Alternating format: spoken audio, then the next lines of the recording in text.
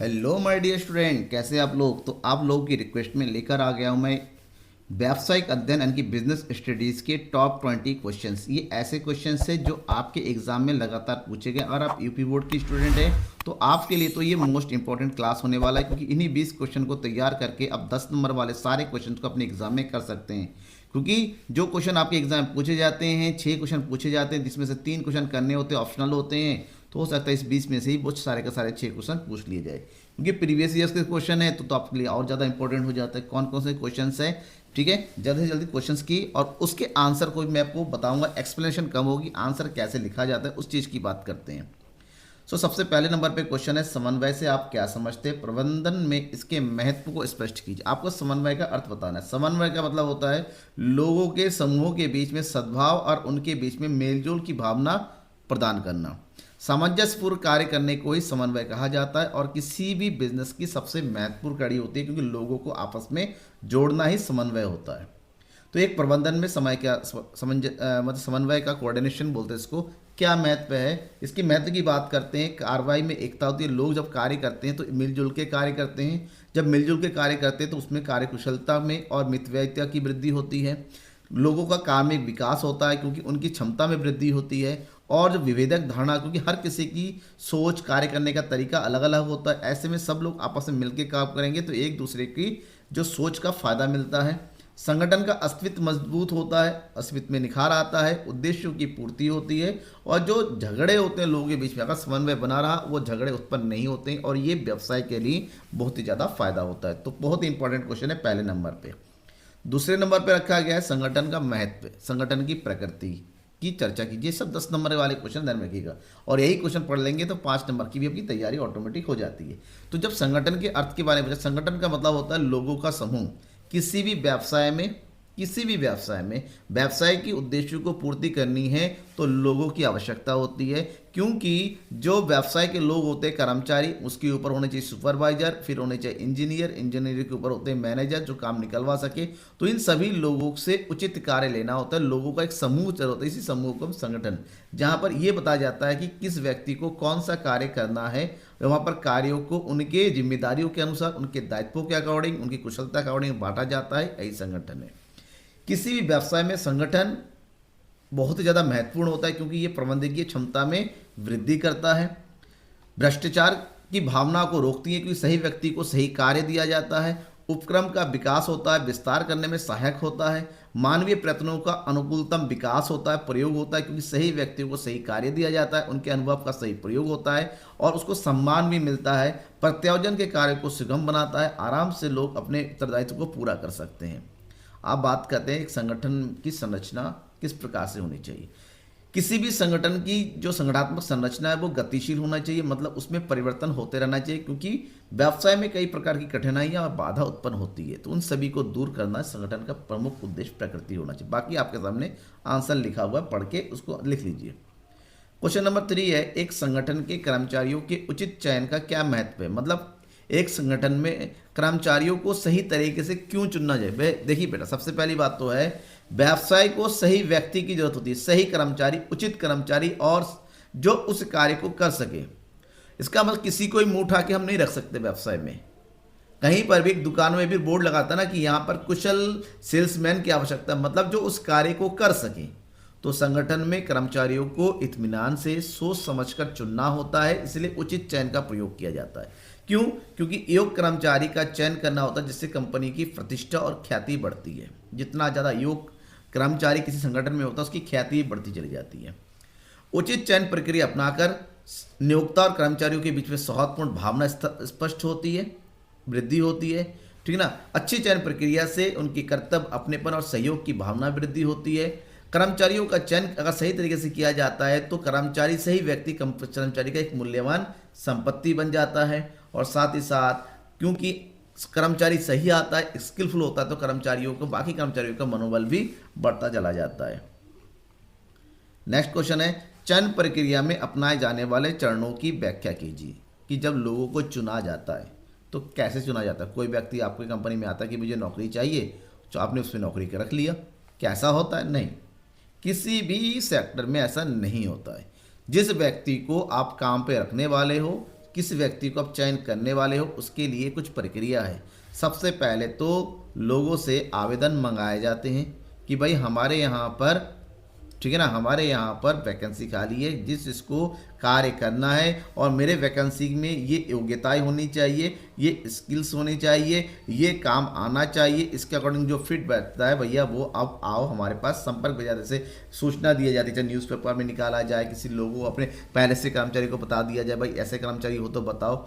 उन कर्मचारियों से आवेदन स्वीकार किया जाता है और उन आवेदन पत्रों को जांच की जाती है कि क्या वो हमारे रिक्वायरमेंट के अकॉर्डिंग, जो एप्लीकेशन किसी ने भेजा है उसकी जो रिज्यूम आया है क्या वो हमारे अकॉर्डिंग सही बैठता ही नहीं बैठता है। तो अगर कुछ रिजेक्ट करना है, रिजेक्ट करके बाकी जो लोग होते हैं उनकी परीक्षा ली जाती है। मतलब अलग अलग हिसाब से अलग अलग होता है, कहीं डेमो, कहीं पर रिटन एग्जाम, कहीं पर ओरल एग्जाम होता है।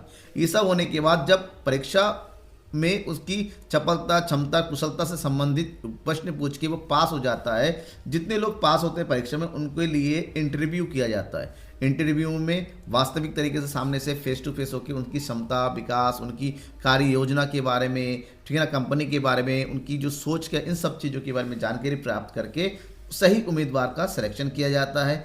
बाद में जो सेलेक्ट किए गए, जो साक्षात्कार में सेलेक्ट किए गए, उनकी संपूर्ण जीवन वृत्ति के बारे में जांच की जाती है कि भाई ये जब पुरानी जगह पर था उनका व्यवहार कैसा था, कहीं ऐसा तो नहीं है वहाँ से मारधाड़ करके निकाला गया हो। कई सारी चीज़ों की इनकी बैक में उनका जांच की जाती है, उनका पूरा केस स्टडी किया जाता है। बाद में उनमें से कुछ लोगों को सिलेक्शन कर लिया जाता है, चयन समिति सिलेक्ट करती है और उनको स्वास्थ्य संबंधी जांच करवाई जाती है। बेसिकली स्वास्थ्य संबंधी जांच तो हर जगह नहीं होता है, लेकिन जहाँ पर लंबी चौड़ी प्रोसेस है वहाँ पर करवाया जाता है। और जब सब कुछ होने के बाद कुछ व्यक्ति जो भी चयन किए जाते हैं, लास्ट में उनको नियुक्ति पत्र सौंप दिया जाता है। इस प्रकार से एक व्यवसाय को उपयुक्त जो है कर्मचारी की प्राप्ति हो जाती है। ये पूरा प्रोसेस अपनाया जाता है, ठीक है। और उनको जब नियुक्ति पत्र दिया जाता है, नियुक्ति पत्र के साथ इंट्रोडक्शन करवा दिया जाता है बिजनेस में, और जब जिस दिन लग जाता है उनको उनका कार्य बता दे भाई आपको ये कार्य यहाँ पर किया जाता है। ये होता है चयन प्रक्रिया। नेक्स्ट क्वेश्चन है अभिप्रेरणा, मोटिवेशन। अभिप्रेरणा को परिभाषित कीजिए, क्या होता है? अभिप्रेरणा के विभिन्न चरण कौन कौन से हैं? अभिप्रेरणा के महत्व को प्रबंध के कार्य के रूप में समझाइए।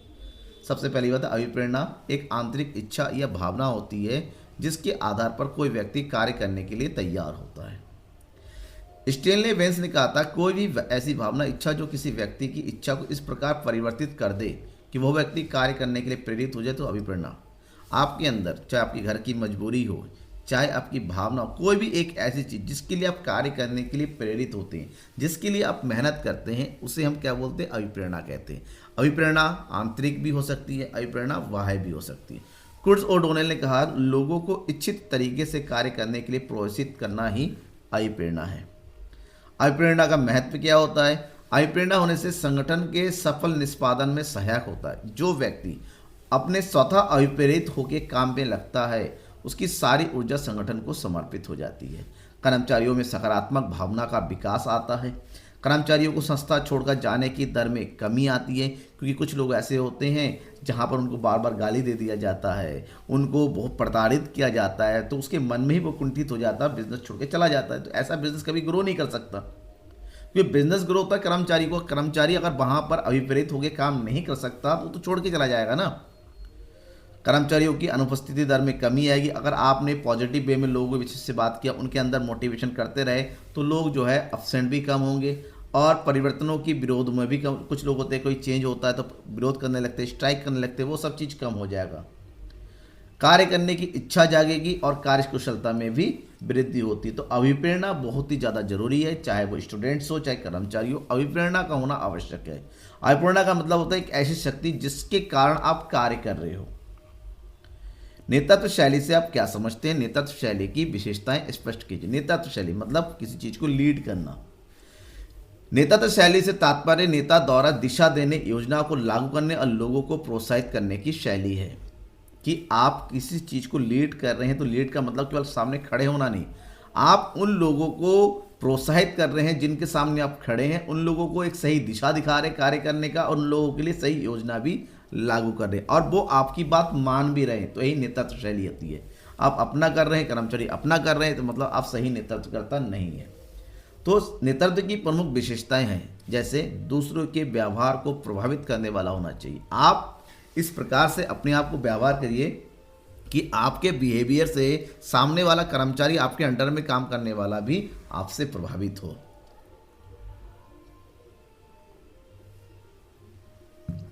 अंतर व्यक्तिक प्रक्रिया होनी चाहिए। नेता और अनुयायी के बीच में एक संबंध होना चाहिए पॉजिटिव वे में, जिससे कार्यकुशलता में वृद्धि हो।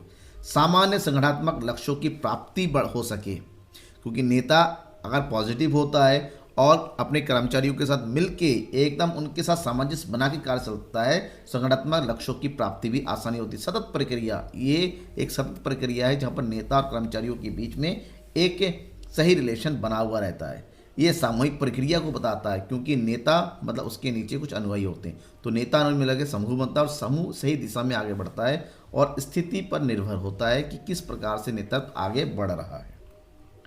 अधिकारों को सौंपने से आप क्या समझते हैं, इसकी प्रक्रिया स्पष्ट कीजिए। अधिकार को सौंपना, डिसेंट्रलाइजेशन ऑफ राइट्स।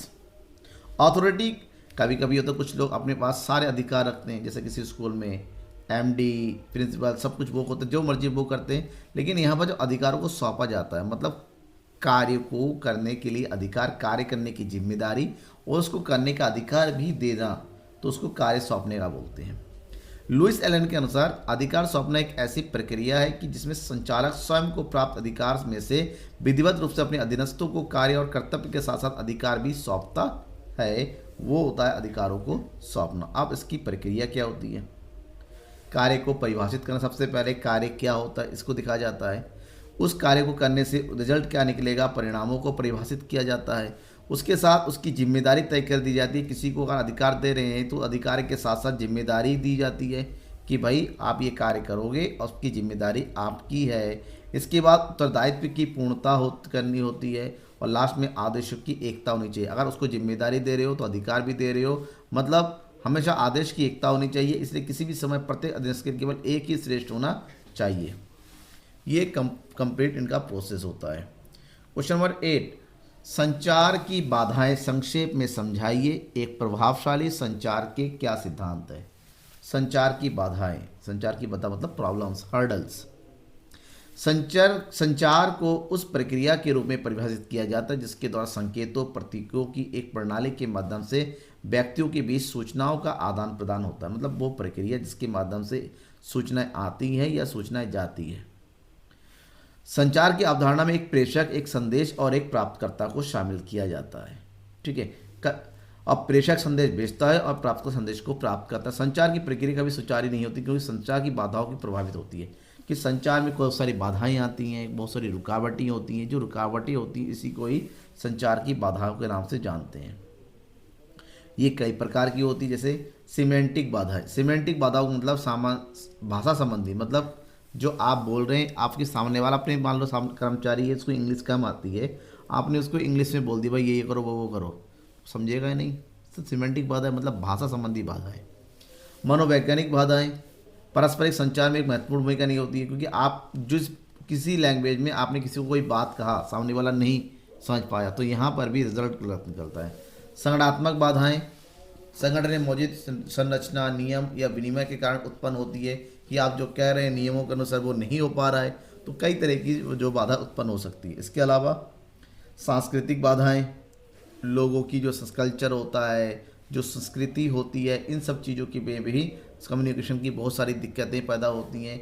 भौतिक बाधाएं होती हैं, टेलीफोन काम नहीं करता, जो है पत्र नहीं जाता है, शोर शराबा होता है, उपकरण काम नहीं कर रहे हैं, ठीक है, दरवाजे बंद होते हैं, ऐसे में बातचीत हो नहीं पाती है, या फिर शारीरिक, किसी का कान कम सुनाई देता है, कोई ऊंचा सुनता है। इन सब चीज़ों से भी, कोई डिस्लेरिया का पीड़ित होता है, किसी के अंदर तंत्रिका कोई थोड़ा डिस्टर्ब होता है, इन सब चीज़ों से भी सूचनाओं का आदान प्रदान सही तरीके से नहीं हो पाता है। क्वेश्चन नंबर 9 बहुत ही इंपॉर्टेंट है। हेनरी फ्यूल का नाम तो सुना ही होगा, जिन्होंने 14 प्रबंध की ये सिद्धांत दिए थे। क्वेश्चन यहाँ पर सिद्धांतों के बारे में नहीं है। उन्होंने कहा हेनरी फ्यूल के अनुसार प्रबंध का अर्थ पूर्वानुमान लगाना, योजना बनाना, संगठन करना और आदेश देने के समान प्रकार नियंत्रण।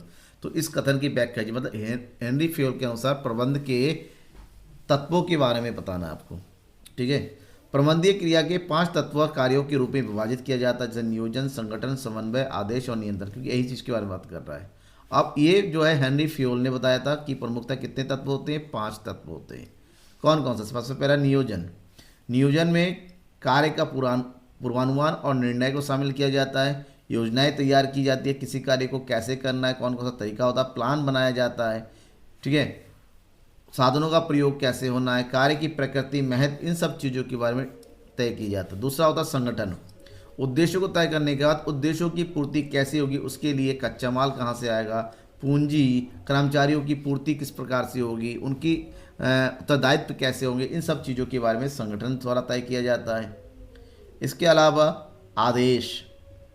इस तत्व में माध्यम से किसी भी उपक्रम में कार्यरत कर्मचारियों को अधिकतम उत्पादन प्राप्त किया जा सकता है। अगर मान लीजिए एक बिजनेस में 2-3 भाई मिलकर बिजनेस चला रहे हैं, बड़ा भी है, छोटा भी है, मझला भी है, सब, और उसके नीचे कई सारे कर्मचारी कार्य कर रहे हैं। अब बड़ा भाई आ गया, एक को भाई आप यहाँ पर ये काम करो, छोटा भाई आके कह रहा है ये काम छोड़ो दूसरा काम करो। तो यहाँ पर आदेशों में एक रूपता नहीं रहती है। तो जब आदेशों की एक रूपता नहीं होती है तो कर्मचारी मन से कार्य भी नहीं करता। तो आदेशों की एक रूपता होनी चाहिए। समन्वय का होना आवश्यक है। जितने भी कर्मचारी है, जो उसके ऊपर अधीनस्थ दूसरे लोग होते हैं, अधिकारी है, उनके बीच में तालमेल बैठाना सबसे इम्पोर्टेंट है। बिना तालमेल के कोई भी काम सही तरीके से नहीं हो सकता। और नियंत्रण, कि कार्य सही तरीके से हो रहा है या नहीं हो रहा है, उसकी जांच परख रखना, उनको बीच बीच में ट्रेनिंग देते रहना, गलतियों को सुधारते रहना, ये नियंत्रण के अंदर। और ये पांचों तत्व जो आपस में मिल जाते हैं और बहुत ही अच्छे तरीके से काम होता है तो व्यवसाय अपने आप ग्रोथ होती चली जाती है। क्वेश्चन नंबर 10, हेनरी फ्योल के वैज्ञानिक प्रबंधन के सिद्धांतों की व्याख्या कीजिए। ये टेलर है, तो टेलर के वैज्ञानिक, ये टेलर बहुत, ये क्वेश्चन इंपॉर्टेंट है, आपको चाहे जैसा भी हो उसको याद करके रखना है। क्योंकि टेलर ने जो प्रामाणिक, मतलब ये पूरा वैज्ञानिक तरीके से सामान्य रूप से सत्य है कि सबसे प्यारा सिद्धांत है कि विज्ञान अंगूठे का नियम नहीं चलेगा। उन्होंने कहा किसी भी कार्य को विज्ञान के आधार पर, सिद्धांतों के आधार पर करना है। केवल लोगों की दकी होनी उसी बातों से, परंपरा के आधार पर बिजनेस नहीं चलाया जा सकता। मतलब जो भी निर्णय लिए जाएंगे वो वैज्ञानिक तरीके से अनुसंधान के आधार पर लिए जाएंगे, केवल कारण और प्रभाव से अंतर्गत नहीं। सद्भाव होना चाहिए कार्यक्रम में, लोगों में कलह नहीं होनी चाहिए। मतलब कोई भी कार्य होता है व्यवसाय में सबसे इंपॉर्टेंट है सामंजस्य का बने रहना। प्रबंधक और कर्मचारियों के बीच में तालमेल होना। कर्मचारी प्रबंधन की नहीं सुन रहा है, प्रबंधन कर्मचारियों की नहीं सुन रहा है, ऐसे में व्यवसाय आगे नहीं बढ़ता। मानसिक क्रांति, मतलब लोगों का मन मस्तिष्क पॉजिटिव होना चाहिए, उनका दृष्टिकोण केवल व्यवसाय के हित के लिए होना चाहिए। अगर ये दोनों इस प्रकार से हैं तो व्यवसाय का फायदा होगा।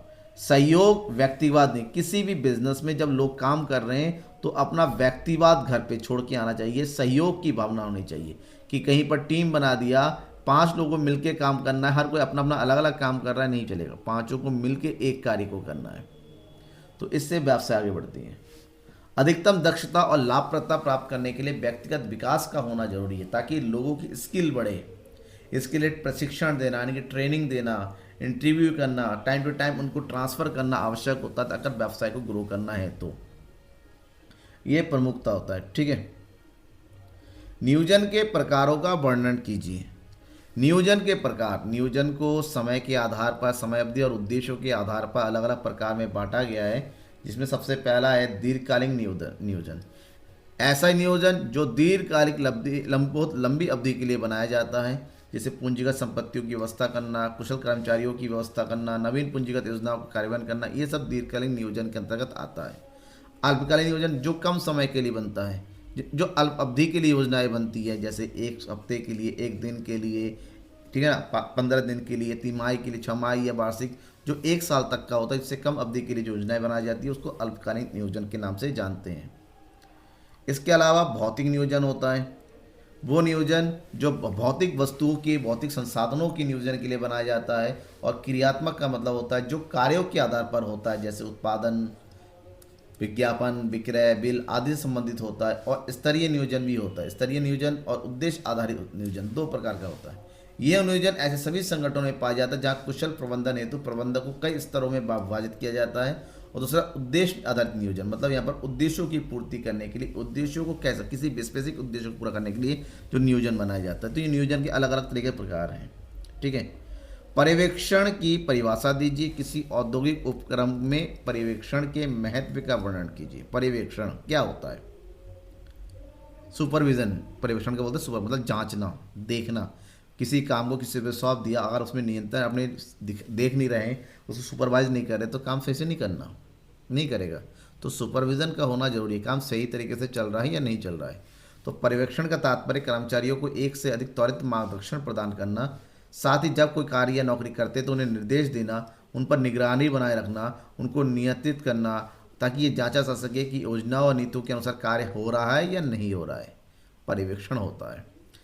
इससे श्रमिकों के साथ पारस्परिक संपर्क बनता है, क्योंकि आपने काम छोड़ दिया, कभी उससे देख भी नहीं है कर्मचारी क्या कर रहा है, तो गलत है। समय समय पर कर्मचारी के पास आ रहे हैं, उससे बातें कर रहे हैं, कार्य करने का तरीका पूछ रहे हैं, उससे अपने मित्र के हिसाब से बता रहे कार्य को ऐसे करना चाहिए, फिर उसकी सलाह लेते कार्य को और बेहतर तरीके से कैसे, ऐसे मनोबल बढ़ता है कर्मचारियों का। तो कर्मचारियों के साथ मेलजोल बढ़ाना है तो सुपरविजन करना पड़ेगा। श्रमिकों और प्रबंधक के बीच की कड़ी होती है सुपरविजन, क्योंकि मैनेजर नहीं आ पाएगा और एम्प्लॉय मैनेजर है, तो बीच में एक सुपरवाइजर रखा जाता है। तो इन दोनों के बीच में मिलने का अनुशासन बनाए रखता है। सुपरविजन से अनुशासन बनाए रखता है। समूह एकता को बढ़ावा मिलता है। प्रदर्शन में सुधार करने में मदद मिलती है, ताकि वो सही तरीके से ऊर्जापूर्ण तरीके से काम कर सकें। कर्मचारियों को प्रशिक्षण देता जाता है, मतलब किस तरीके से, क्योंकि पर्यवेक्षण का मतलब कि नहीं केवल देखना, ये भी बताना अगर कोई काम गलत तरीके से हो रहा है उसको सही तरीके से कैसे, ऐसे में उनको ट्रेनिंग मिल जाती है। श्रमिकों को प्रभावित करता है, क्योंकि आप अगर श्रमिकों के साथ मिलजुल के उनको पॉजिटिव में भी रिस्पॉन्स देते हैं, उनकी स्किल को बढ़ाने में सहायता प्रदान करते हैं, तो ऑटोमेटिक वो उनकी सर्वोत्तम क्षमता निकल के सामने आती है। क्वेश्चन नंबर 30, किसी कंपनी में स्थायी पूंजी आवश्यकताओं को निर्धारित करने के लिए प्रमुख कारकों का वर्णन कीजिए। अगर हम अचल पूंजी फिक्स कैपिटल की बात करते हैं, फिक्स कैपिटल में, तो उसको निर्धारित करने के कौन कौन से कारक हैं उनकी बात करेंगे। सबसे पहला है व्यवसाय की प्रकृति। आपकी व्यवसाय किस प्रकृति की है? व्यवसाय की प्रकृति के आधार पर यह तय कर दिया जाता है कि यहाँ पर कैपिटल फिक्स कैपिटल होना चाहिए या फिर वर्किंग कैपिटल होना चाहिए। संचालन का पैमाना कैसा होगा? संचालन बड़े पैमाने पर हो रहा है तो अधिक स्थिर पूंजी की आवश्यकता होगी, और छोटा है तो कम पूंजी की आवश्यकता होगी। उत्पादन की तकनीक किस प्रकार से प्रयोग हो रहा है? उत्पादन में अगर आधुनिक तकनीकों का प्रयोग करना है, बड़ी बड़ी मशीनों का प्रयोग करना है, श्रम का कम,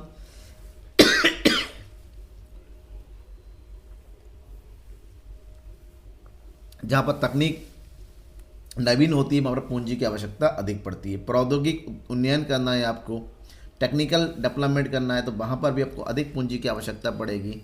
विकास की भावना है, यानी कि विकास करना है, नई नई चीज़ों को लेके आ रहा है, तो वहाँ पर भी आपको अधिक पूंजी, क्योंकि मशीनें चाहिए, नए प्लांट लगाने पड़ेंगे, विविधीकरण करनी आपको। अगर समाज के साथ साथ समय के साथ साथ आगे बढ़ना है तो वहाँ पर भी पूंजी, संयंत्र, मशीनों की आवश्यकता पड़ेगी, अधिक पैसे चाहिए।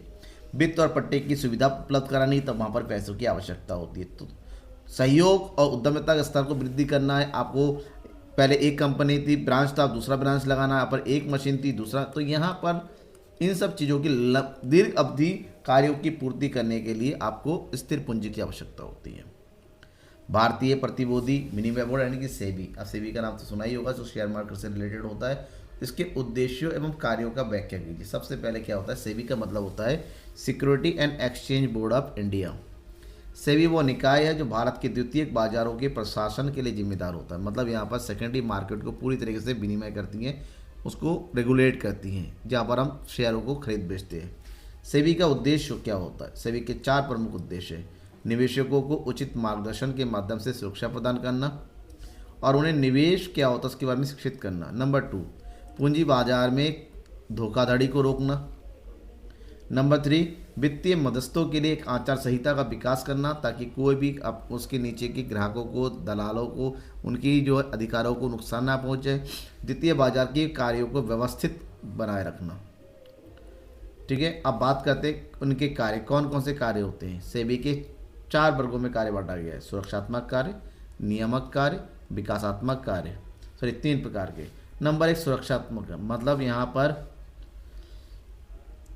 निवेशकों या फिर वित्तीय संस्था को की हितों की रक्षा करना होता है। अंदरूनी व्यापार पर प्रतिबंध को किसी कंपनी का अंदरूनी सूत्रों द्वारा प्रतिभूतियों की बिक्री और खरीद को परिभाषित किया गया है। प्रतिभूति बाजार में निष्पक्ष व्यापार को बढ़ावा देना, मूल्य हेराफेरी की जांच करना, और निवेशकों की वित्तीय शिक्षा प्रदान करना, ताकि वो समझ सके कि किस प्रकार से होता है विनिमय विनिमय क्या होता है। यहाँ पर है सेबी के नियामक कार्य में बिचौलियों और कारपोरेट सहित वित्तीय संस्थाओं के लिए नियम बनाना, विनिमय बनाना, दलाल कैसे काम करेंगे, कारपोरेट सेक्टर कैसे काम करेंगे, स्टॉक एक्सचेंज किस तरह से काम करेंगे, उनका ऑडिट कैसे होगा, ब्रोकर और व्यापारी के बीच की गतिविधियाँ कैसी होगी, इस सब चीज़ों के बारे में बताना। और नेक्स्ट है विकास कार्य, सुरक्षा बाजार में मध्यस्थों को प्रशिक्षण करना और अनुसंधान करना किस तरीके से सभी जानकारी जो है सही व्यक्ति तक पहुंचाई जा सके। क्वेश्चन नंबर 15, व्यवसाय के दृष्टिकोण से उपभोक्ता संरक्षण के महत्व के बारे में बताइए।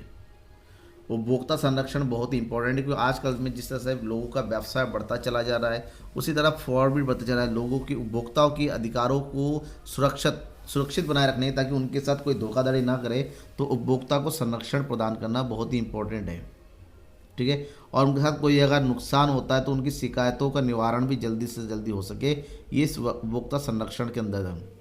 तो जब उपभोक्ता संरक्षण की महत्व की बात करते हैं, सबसे पहले दीर्घकालिक रुचि की बात करेंगे। बढ़ती स्पर्धा और बाजार में टिके रहने की चाहत से किसी व्यवसाय के लिए उपभोक्ता की संतुष्टि रुचि सबसे महत्वपूर्ण है, कि आप जिस तरीके से उपभोक्ता के, ऐसे में कुछ लोग ऐसे होते हैं फ्रॉड भी करते, उससे बचाने की जिम्मेदारी बन जाती है। संसाधनों का उपयोग सही तरीके से किस प्रकार से हो, समाज को उसका फायदा पहुंचे, नैतिक तर्क व नैतिकता भी बनाए रखना, और समाज के प्रति एक उत्तरदायित्व की पूर्ति को सुनिश्चित करने के लिए भी उपभोक्ता संरक्षण का अधिनियम बनाया गया है।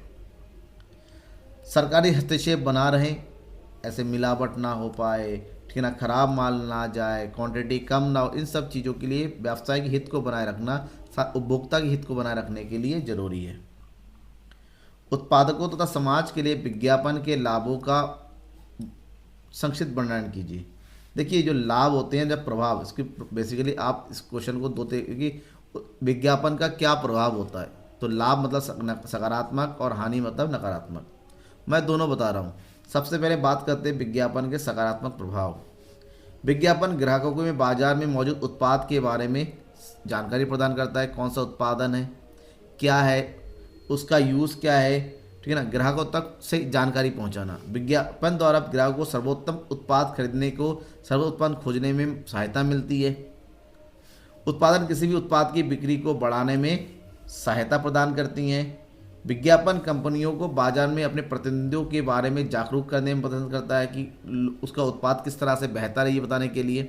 विज्ञापन कंपनी के लिए नए उत्पाद को लॉन्च करने का बेहतर साधन है। विज्ञापन न केवल ग्राहकों को बल्कि कंपनियों की उत्पादों को बड़े पैमाने पर समाज में फैलने में मदद करता है, लेकिन उसके कुछ नकारात्मक प्रभाव भी है, जैसे उपभोक्तावादी संस्कृति को बढ़ावा मिलता है। इनके बीच में बहुत अधिक जो है उपभोक्ता को कैसे कैप्चर किया जाए, ये भावना बढ़ती है। पश्चिमी सभ्यता, क्योंकि जब विज्ञापन होता है, विज्ञापन में बेसिकली ये देखा जाता है, जैसे साबुन का भी ऐड होता है तो नग्नता भर गई है, उल्टे सीधे ऐड डाल दिया, किस तरह से जो है कस्टमर को अपने तरफ लाए, बस ये नहीं देखा जाता नैतिकता है या नहीं है, संस्कृति को शूट करेगा ये नहीं करा, इन सब चीज़ों के बारे में नहीं। सेक्स हिंसा व्यवहार को बढ़ावा दिया जाता है। छोटे उद्योगों के लिए ये सही नहीं, क्योंकि विज्ञापन केवल बड़े उद्यमी कर सकते हैं। करोड़ों पैसा बड़े बड़े फिल्म स्टार को लिया जाता है, क्रिकेट को लिया जाता है, बड़े पर्सनालिटी को लिया जाता है, जो करोड़ों रुपए चार्ज करते हैं विज्ञापन करने के लिए। ऐसे में छोटे उद्योग नहीं कर पाते, उन पर नकारात्मक प्रभाव पड़ता है। विश्व बाजार का ये सिद्धांत होता है कि बिना विज्ञापन के आप आगे नहीं बढ़ सकते। मूल्य से आप क्या समझते हैं? मूल्य निर्धारण के क्या उद्देश्य है? मूल्य निर्धारण उस मूल्य को तय करने की प्रक्रिया होती है जो निर्माता वस्तु और सेवाओं और वस्तुओं के बदले में प्राप्त होगा। मूल्य मतलब एक ऐसी चीज़ें, एक ऐसी कीमत जिस पर जो है उसको बेचा जा सकता है। तो मूल्य निर्धारण के प्रमुख उद्देश्य है उत्तरजीविता, क्योंकि किसी चीज़ को उत्पादन कर रहे हैं तो उसके लिए लाभ की आशा होती है। तो लाभ प्राप्ति के लिए कितना लाभ होगा, लागत इतनी है, उसके ऊपर कितना होगा, तो एक मूल्य का होना जरूरी है। वर्तमान लाभ का विस्तार किस प्रकार से किया जा सके, बाजार पर राज करना, यानी कि आप अपने किसी भी चीज़ का मूल्य बहुत अधिक भी नहीं रह सकते, क्योंकि अधिक रखेंगे तो मांग है, तो बाजार में आपकी मांग बहुत ज़्यादा बढ़े, ये भी ध्यान रखना है। एक नवोन्मेषी विचार के लिए एक बाजार, यहाँ कंपनी अपने उत्पाद और सेवाओं के लिए उच्च कीमत वसूलती है, जो अत्यधिक नवोन्मेषी और अत्याधुनिक तकनीक का उपयोग करती है। जैसे मोबाइल फ़ोन, गैजेट अलग अलग होता है, जिसका जितना पहुँच हो तो उस हिसाब से उसकी कीमत तय करते हैं। पूंजी बाजार से क्या आशा है? पूंजी के अंशों का विस्तार से वर्णन कीजिए। पूंजी बाजार ये पूंजी बाजार एक दीर्घकालीन वित्तीय प्रतिभूतियों का आदान प्रदान होता है। जटिल होने के साथ साथ ये आकर्षक भी होता है। यहाँ मतलब सेकेंडरी मार्केट होता है जहाँ पर कंपनियां, सरकार धन जुटाने के लिए, निवेश करने व्यक्तियों के लिए एक चौराहा, एक बाजार प्रदान करती है जहाँ पर शेयरों के माध्यम से, प्रतिभूतियों के माध्यम से एक दूसरे से पैसा कलेक्ट। अब अंश पूंजी क्या होती है? प्रत्येक कंपनी अपने पूंजी को छोटे छोटे भागों में बांटती हैं जिसे हम अंश कहते हैं, और अंश पूंजी मतलब अंशों का टोटल योग अंश पूंजी के नाम से जाना जाता है। ऐसे में अंश पूंजी कंपनी की कुल पूंजी का एक भाग होता है जो अंशों के माध्यम से निर्गमित होता है। ठीक है। ऐसे में भारतीय अधिनियम, कंपनी अधिनियम के अनुसार अंश का तात्पर्य किसी कंपनी के अंश पूंजी के एक भाग से है जिसमें स्कंद भी शामिल रहता है। अब अंशों की प्रमुख विशेषताएं होती हैं। नंबर 1, अंश या ऋणपत्र चल संपत्ति होते हैं जो कंपनी के अंतर नियमों में दी हुई विधियों के अनुसार हस्तांतरित हो सकते हैं। अंश पूंजी कंपनी के प्रत्येक अंश के लिए एक संख्या निर्धारित की जाती है और अंश यही संस्था के नाम से पुकारा जाता है। एक सदस्य का उसके अंशों पर स्वामित्व प्रकट करने के लिए कंपनी द्वारा अपनी सार मुद्दा के अंतर्गत एक प्रमाण पत्र निर्दिष्ट किया जाता है। मतलब जिसने जो अंश खरीदा उसके नाम पे एक प्रमाण पत्र दिया जाता है कि ये व्यक्ति के पास भी इतने अंश है। ठीक है ना, ये अलग अलग है। और अंश पूंजी को हस्तांतरित किया जा सकता है। क्वेश्चन नंबर 19, प्रबंधन से आप क्या समझते हैं? प्रबंधन के विभिन्न स्तरों के बारे में बताना है। प्रबंधन वो तरीका होता है जिसमें व्यवसाय कंपनी के लक्ष्यों को पूरा करने के लिए वर्कफ्लो, संचालन, कर्मचारियों की व्यवस्थित करने से निर्धारित करना। मतलब प्रबंधन का मतलब होता है शुरू से लेकर अंत तक की प्रक्रिया कि किस प्रकार से व्यवसाय को चलाना है, नियम कैसे होंगे, कानून कैसे होंगे, उद्देश्य कौन से, किस प्रकार से उद्देश्यों की पूर्ति होगी, हर एक चीज़ जहाँ पर तय किया जाता है वो प्रबंधन होता है। प्रबंधक को हम जो है बेसिकली 3 स्तरों में बांटते हैं। प्रबंधक के स्तर को सबसे ऊपर होता है टॉप, फिर होता है मिडिल और सबसे लास्ट में होता है लोअर। प्रबंधक स्तर 3 स्तर में होते हैं, शीर्ष प्रबंधन, मध्य और निम्न। सबसे पहले शीर्ष प्रबंधन की बात करते हैं। इसके अंतर्गत आमतौर पर प्रशासनिक भूमिका होती है जिसमें कौन कौन होता है? CEO होता है, ठीक है ना, डायरेक्टर्स होते हैं जो पूरी कंपनी की दशा और दिशा को यानी कि प्रबंधन करने का काम करती है, उद्देश्यों को निर्धारित करने का काम करती है। शीर्ष प्रबंधन के नीचे मध्य प्रबंधन होता है जिसका कार्य होता है शीर्ष प्रबंधन के जो तय किए गए उद्देश्यों की पूर्ति करना, और अब उसके नीचे जो पर्यवेक्षक तो उस तक उस उद्देश्यों को तक पहुंचाना, दोनों के बीच में समन्वय प्रदान करने का काम होता है। इसको बोलते हैं मैनेजर। जैसे ब्रांच मैनेजर होता है, ठीक है ना, उसके बाद डिपार्टमेंट मैनेजर होता है। ये सब लोग होते हैं जो टॉप लेवल और लोअर लेवल के बीच में क्या होता है? कोऑर्डिनेशन का काम करता है। और सबसे नीचे होता है निम्न, जो एक्चुअली में जो उद्देश्यों की पूर्ति के लिए कर्मचारियों के साथ मिलकर काम करता है, जिसमें सुपरवाइजर आता है, शाखा प्रबंधक आता है, टीम लीडर आता है, फोरमैन होता है जो अपने अपने हिस्से के हिसाब से उद्देश्यों की पूर्ति करता है। ठीक है, जैसे कोई सेल्स डिपार्टमेंट है, उसके काम होता है सेल्स के टारगेट को पूरा करना, उसको बाकी चीज़ों से कोई मतलब नहीं है। एक टीम लीडर को दिया गया कि आप जो है आज के दिन 100 यूनिट का माल प्रोडक्शन करते देगा, उसका एक ही टारगेट होगा कि 100 यूनिट का माल का प्रोडक्शन होना चाहिए। तो लोगों को जब निचले स्तर पर आपस में बांट के उनको काम दिया जाता है तो उसको निम्न स्तरीय प्रबंधक के अंतर्गत माना जाता है। लास्ट क्वेश्चन है, एक सफल प्रबंधक के कौन कौन से गुण होने चाहिए? एक सफल प्रबंधक के बहुत सारे गुण होते हैं, अलग अलग लोगों ने अलग अलग हिसाब से बताया। तो उस हिसाब से सफल प्रबंधक मतलब जो आपसी विश्वास की संस्कृति को निर्माण करता है, जो एक दूसरे के ऊपर विश्वास करने की कला सिखाता है, वो प्रबंधक होता है। वे कर्मचारियों की ताकत पर ध्यान केंद्रित करते हैं, वो अपना मन मर्जी नहीं करते हैं, वो देखते हैं पहले हमारे पास कौन कौन से कर्मचारी है और किस कर्मचारी की क्या शक्ति है। अगर लोगों उसके शक्तियों के अनुसार जो काम निकलवाता है वो अच्छा प्रबंधक है। एक अच्छा प्रबंधक कभी भी सूक्ष्म स्तर पर प्रबंधन नहीं करता, वो एक बृहद प्रबंधन करता है और अपनी टीम के लिए अच्छी तरीके से कार्य योजना तैयार करता है। एक सफल प्रबंधक दृढ़ निश्चयी होता है, उसके मन में है किसी कार्य को करना है तो करना है, चाहे सामाजिक प्रतिकूलता है, चाहे आर्थिक प्रतिकूलता है, या फिर किसी भी तरीके से दूसरी गति, उसको पूरा करने की दृढ़ संकल्प होता है। वे कर्मचारियों के कैरियर को विकसित करने में मदद करता है। अच्छा नेता, अच्छा प्रबंधक वही है जो अपने कर्मचारियों को डेवलप करने का काम करता है। वे दबाव को अच्छी तरह से संभालते, उनके ऊपर दबाव नहीं आता, वो हैंडल करते, कर्मचारियों की तरफ से हो, मार्केट की तरफ से हो, या फिर किसी दूसरी तरफ CEO की तरफ से हो, चीज़ों को संभालते हुए आगे बढ़ता है। वे ईमानदारी से संवाद करते, वो अपने आप को ईमानदार रखते, पॉजिटिव वे में रखने की कोशिश करते हैं। वे हमेशा नए विचारों के लिए खुले होते हैं, उनके पास नए विचार का आराम से वो सुनते हैं लोगों की किस तरह से, चाहे वो कर्मचारी आए चाहे दूसरे आए, वो अपनी खुला दिमाग रखते हैं और उस योजना को अगर कोई सही होता है उसको अप्लाई करने से चूकते नहीं हैं। वे अच्छे काम को पहचानते हैं, उनको पुरस्कृत करते हैं, आगे बढ़ने के लिए हौसला अफजाई करते हैं। वे सभी कर्मचारियों के लिए आदर्श होते हैं। वे कर्मचारी प्रशंसा का संचार करते हैं, किसी कर्मचारी ने अच्छा काम किया उसके बारे में पुरस्कार देना, लोगों के सामने ताली पीटना, अपनी समस्या लोग किसी को अगर कर्मचारियों की समस्या है, व्यवसाय में कोई समस्या, उस समस्या को तुरंत समाधान करना, जब ये सारे गुण एक प्रबंधक में होता है तो एक उचित और सफल प्रबंधक के नाम से जाना जाता है और उससे बिजनेस भी आगे बढ़ता है और बिजनेस में कार्य करने वाले कर्मचारी भी खुश होते हैं। ठीक है, समझ में आ गया? तो कैसा लगा आपको क्लास? थोड़ा सा लेंथी तो हो सकता है आप बोर हो, क्योंकि बिजनेस ऑलरेडी मुझे खुद बोरिंग लगती है, मुझे नहीं लगता कि आपको कैसा समझ में आया। फीडबैक जरूर दीजिएगा कैसा लगा, कुछ इंप्रूवमेंट चाहिए तो वो भी जरूर होगा, लेकिन फीडबैक देने के होने की बात ही होगा। तो डायरेक्टली कमेंट करना चाहते हैं मेरे व्हाट्सअप के थ्रू कमेंट कर सकते हैं, सोशल मीडिया में मुझे फॉलो कर सकते हैं। Thank you and bye.